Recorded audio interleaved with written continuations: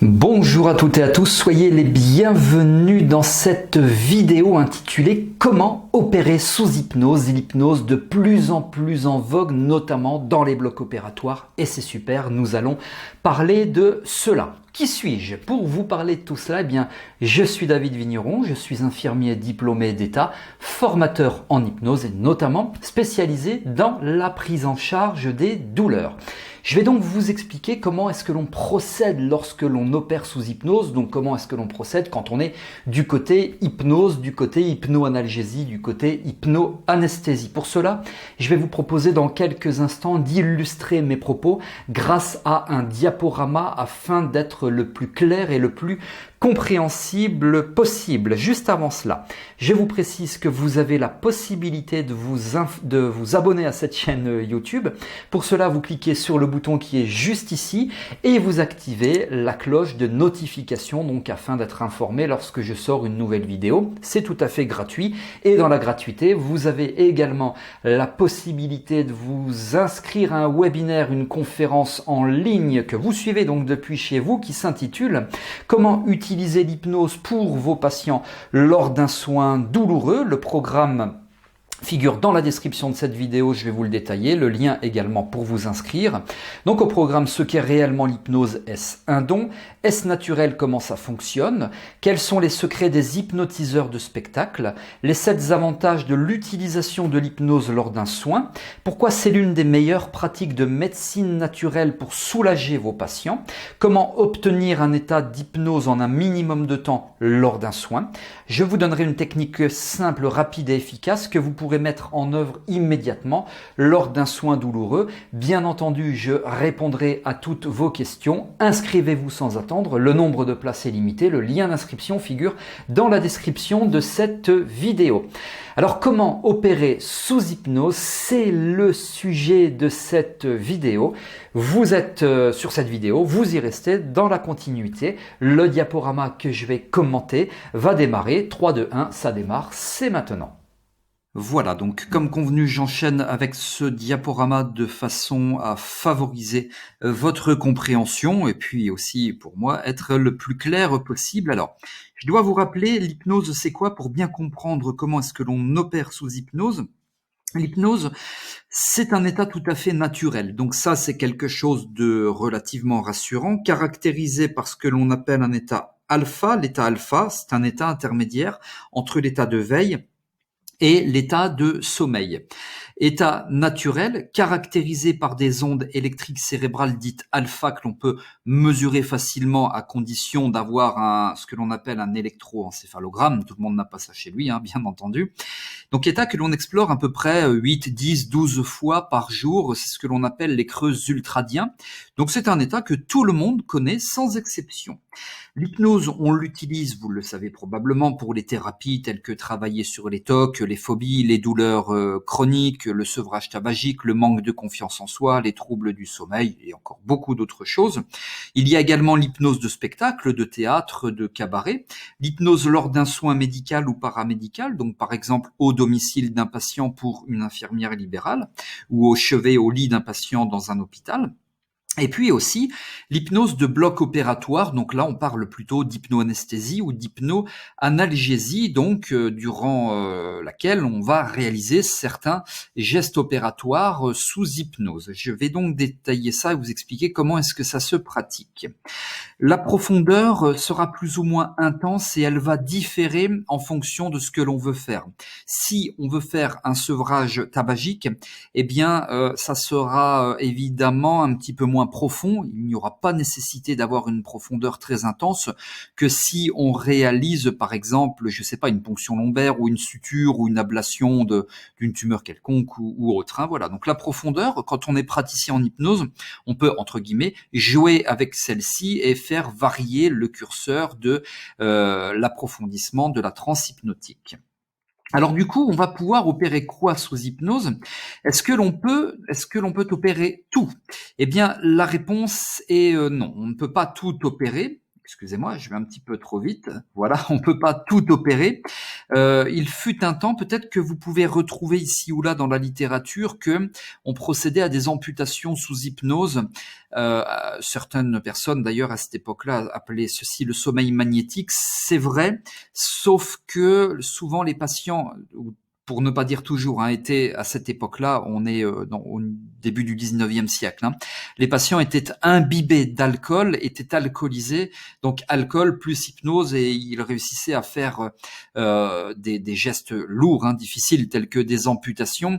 Il y avait beaucoup de morts parce que les techniques n'étaient pas ce qu'elles sont aujourd'hui, et puis les patients étaient imbibés d'alcool, donc il y avait des comas, il y avait des inhalations, des choses comme ça, donc voilà. Donc aujourd'hui, on n'est pas capable de tout faire, et moi je dis, c'est bien de pas tout miser sur l'hypnose, parce que personnellement, si demain je devais me faire amputer, je crois que je privilégierais quand même l'anesthésie générale. Voilà.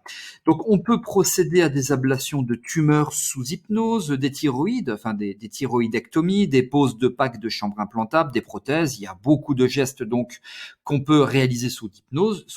Il y en a beaucoup d'autres. J'ai pas tout noté. Est-ce que quand on réalise une opération sous hypnose, le patient est sous anesthésie générale? Non. Est-ce qu'il est intubé? Non, parce que sinon il n'y aurait pas nécessité de faire de l'hypnose. Est-ce qu'il y a une anesthésie locale? Plus ou moins. Par exemple, si on procède à l'ablation d'une thyroïde, donc une thyroïdectomie, là il y aura une anesthésie locale, donc à la base du cou, mais par contre, en revanche, il n'y aura pas d'anesthésie générale et le patient ne sera pas intubé. Donc, vous comprenez quand même l'intérêt. Il n'y a pas de post-op ou beaucoup moins de post-op, pas de salle de réveil ou beaucoup moins de salle de réveil. Et puis en service, quand le patient remonte ou redescend, en fonction d'où se trouve le service au niveau des étages par rapport au bloc opératoire, eh bien la surveillance qui est assurée par les infirmières, elle est quand même moindre, parce que, mis à part la thyroïde, notamment, entre autres les risques hémorragiques, il n'y a pas de risque lié à l'anesthésie, puisqu'il n'y a pas eu d'anesthésie, c'était entre guillemets, mais c'est puissant, que de l'hypnose. Donc il n'y a pas de risque lié à l'anesthésie. Et donc du coup, les risques... Alors les risques, non. Tout simplement, pourquoi? Est-ce qu'il y a des risques à assurer une intervention chirurgicale sous hypnose? Non, parce qu'on fait comme si quoi? Comme s'il fallait endormir le patient rapidement parce qu'il a trop peur, parce qu'il a mal, parce que l'hypnose ne fonctionne pas ou autre, et donc comme si on était dans la nécessité de devoir l'intuber tout de suite après l'avoir endormi.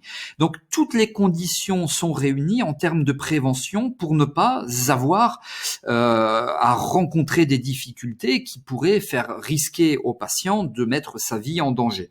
Donc il y a pas de risque. C'est ça qui est très intéressant avec l'hypnose, c'est que tout est calculé avant et le risque bien sûr est mesuré et le risque forcément est anticipé.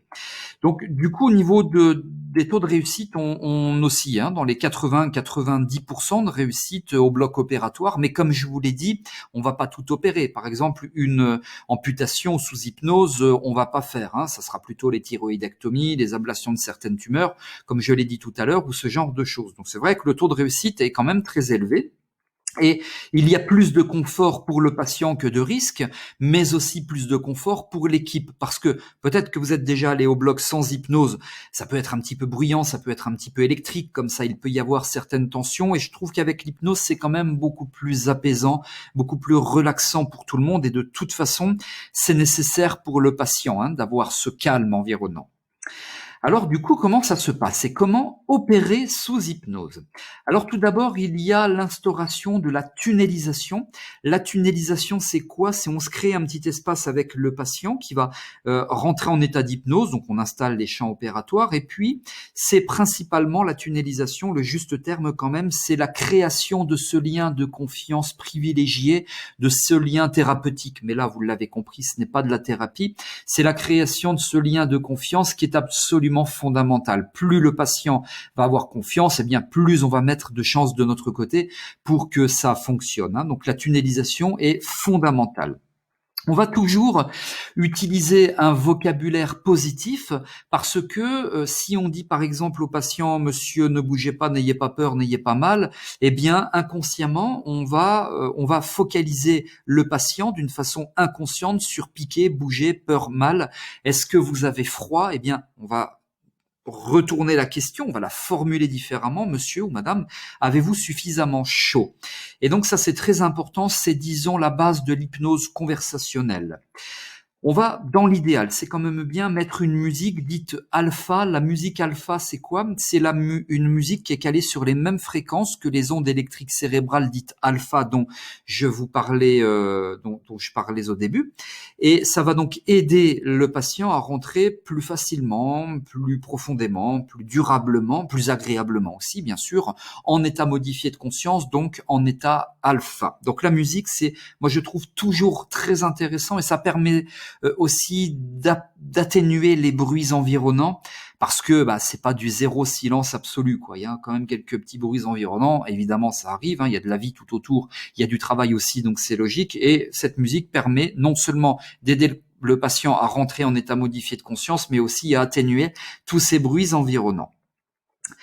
Alors je poursuis, on va pas décrire les gestes opératoires, c'est-à-dire on va pas dire voilà monsieur, tandis que vous êtes tranquillement au bord de la plage, le chirurgien approche le bistouri du cou, et vous imaginez, et puis il va commencer son incision dans quelques instants, 3, 2, 1, il débute l'incision.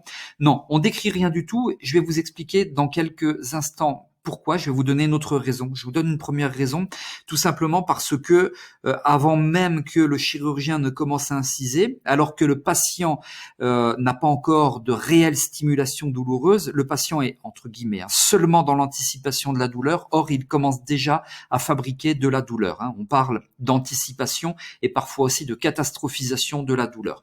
Donc, on ne décrit pas les gestes opératoires.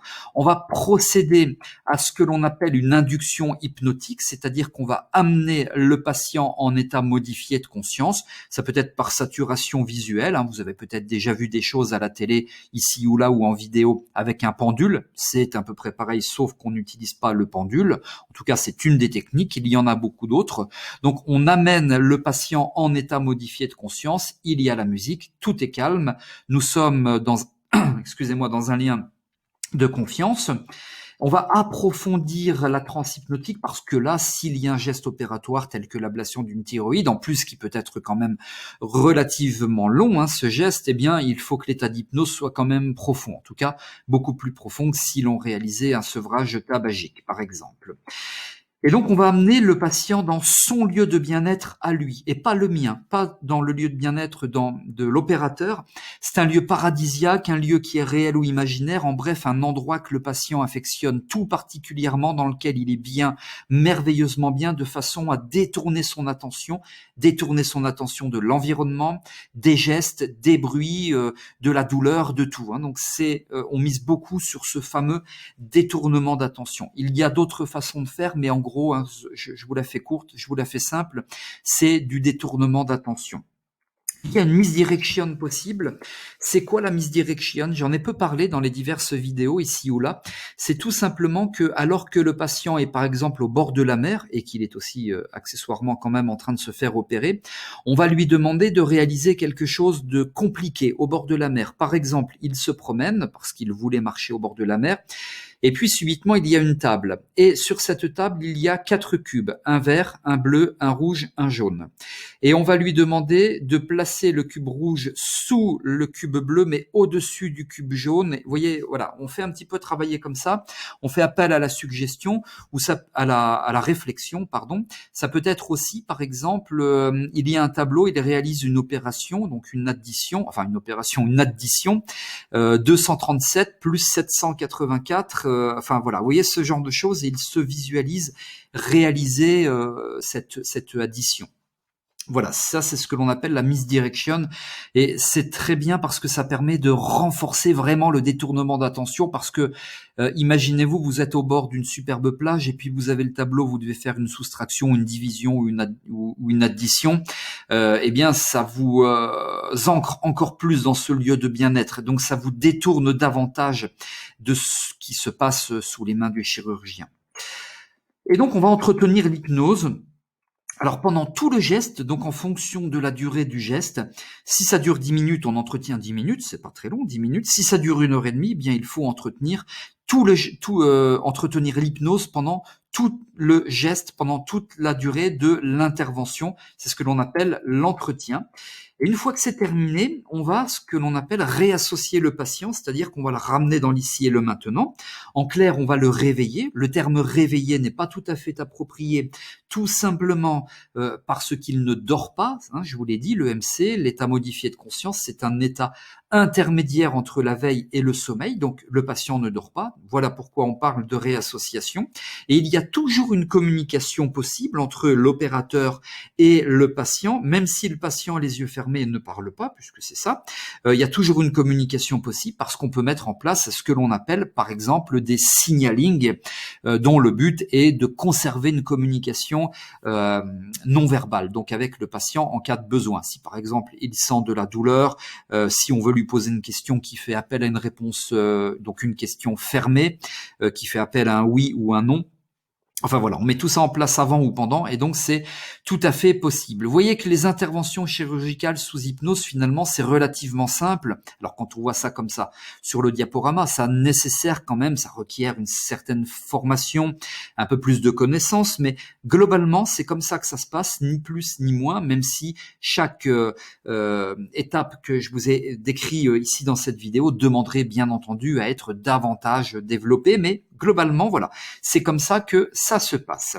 Voilà ce que je voulais vous dire pour cette vidéo. Je vous rappelle que vous avez la possibilité de vous inscrire au webinaire dont les détails, le programme et le lien d'inscription figurent sous cette vidéo. Vous avez aimé cette vidéo, vous pouvez liker, vous pouvez également partager et rappelez-vous que vous pouvez aussi vous abonner à ma chaîne en cliquant sur le bouton s'abonner et en activant la petite cloche de notification. Je vous remercie d'avoir été attentif et attentive et je vous retrouve pour de prochaines vidéos. À très bientôt.